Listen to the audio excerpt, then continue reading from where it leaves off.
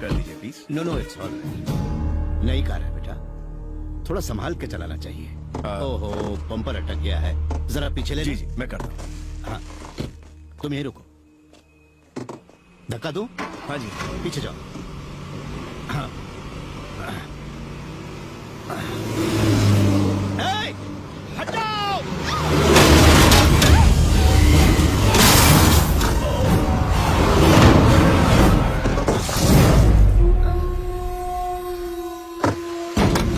तुम लोग गाड़ी में बैठो और डालो जल्दी जल्दी, कोई बच के जाने ना पाए। लाशों के ढेर बिछा दो, जल्दी जल्दी गाड़ी में बैठो।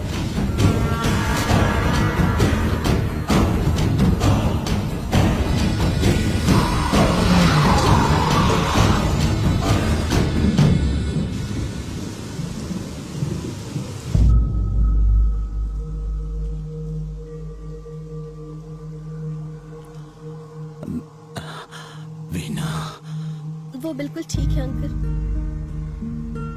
पर आप मेरी वजह से।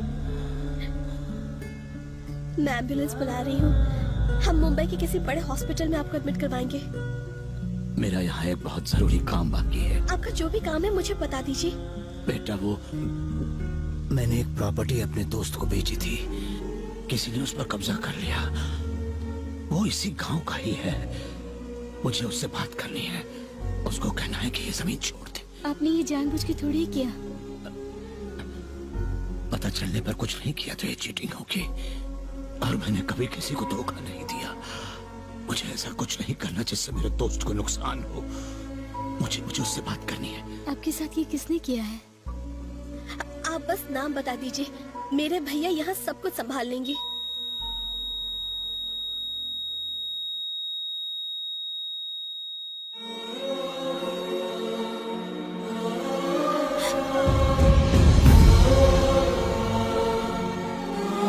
एक्सीडेंट केस है। कहाँ है वो? मुझे उनका बयान लेना होगा। उनकी हालत बहुत खराब है। पुलिस अगर आपको ले गई दीदी तो दादा हमें जान से मार डालेंगे। जल्दी चलिए।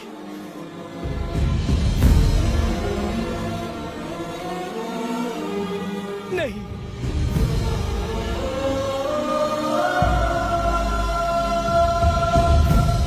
तुम्हारे पापा मेरी वजह से मारे गए, अब मेरे लिए तुम जान मत देना। उस हादसे के बाद से हर रोज मैं ये बोझ अपने सीने पर लेकर जी रही हूँ। अब मैं और नहीं सह सकती हूँ। नहीं भैया, इसे छोड़ दो। देवराज, चाकू के वार से कहानी खत्म होती है। चाकू नीचे फेंक दो और एक नई कहानी शुरू करो।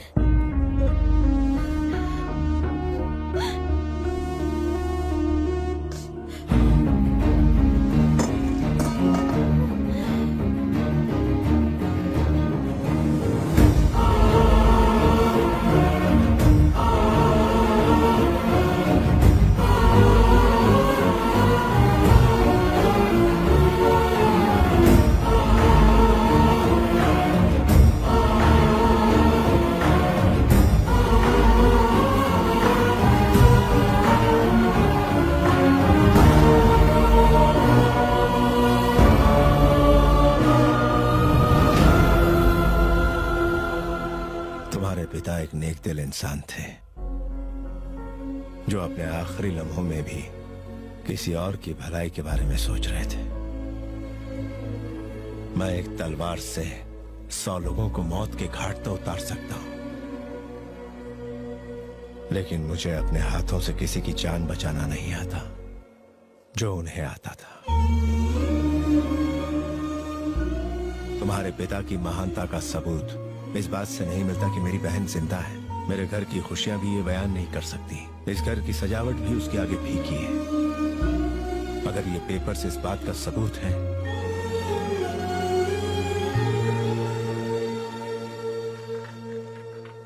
तो रख लो इसे। मैं कोई एहसान नहीं कर रहा, ये तुम्हारा हक है। ये मेरा बड़प्पन नहीं बल्कि तुम्हारे पिता की महानता है।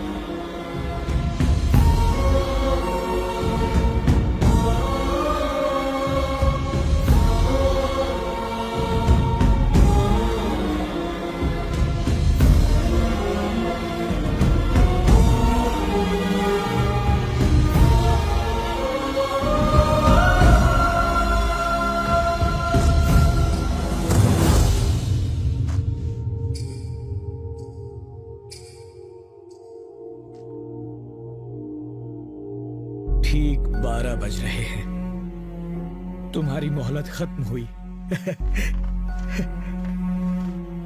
इन पेपर्स के लिए मैंने अपनी बेटी को खतरे में डाला, अपनी पत्नी से परायों जैसा बर्ताव किया। मुझ जैसे नीच की वजह से तुम्हारे पिता मारे गए, मुझ नालायक की वजह से। छह, पछतावा होना ही सबसे बड़ी बात है जी। देखा तुमने, जिस पत्नी ने मुझसे 15 सालों में एक शब्द तक नहीं कहा, वो मुझसे बात कर रही है।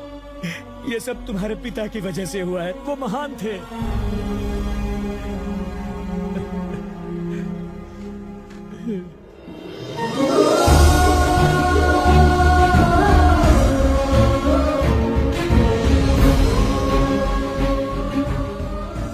आपने मुझे जन्म दिया पापा। आपने उस लड़की को एक नई जिंदगी दी। जो आदमी आपसे नफरत करता था वो आज आपके गुण गा रहा है। आपने मेरा मिलन उस लड़की से कराया जो मुझे बहुत चाहती है। अगर हम दूसरों का भला करें तो हमारा अच्छा ही होगा।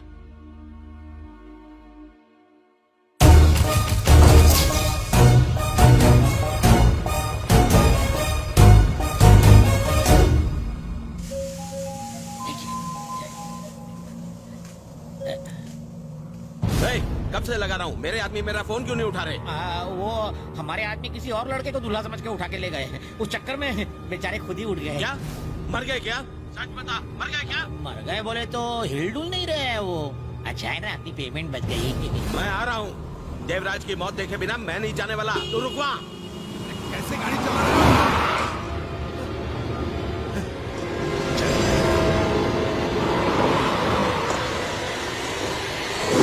देवराज, मैं तुझे छोड़ूंगा नहीं।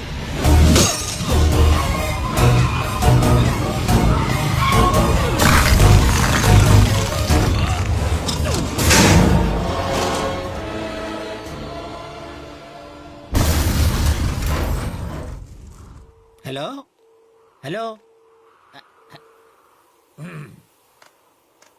ड्राइविंग करते वक्त फोन पर बात नहीं करनी चाहिए।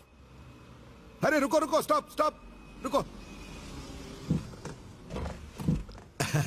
हाय बनी। अरे सर, आप यहाँ कैसे? ये क्या हो गया? ये कुछ नहीं। उस दिन तुमने अपनी सारी प्रॉपर्टी दे के कुछ बेकार शेयर्स रखे थे अपने लिए, ऐसा मोहन ने बताया था। उन शेयर्स की कीमत आज 500 करोड़ हो गई है। हाँ, तुम पहले से ज्यादा अमीर हो गए हो। अब तुम्हें किसी की मदद की जरूरत नहीं है। जिस घर को तुमने बेचा था तुम वहीं से अपने पिता का नाम रोशन कर सकते हो।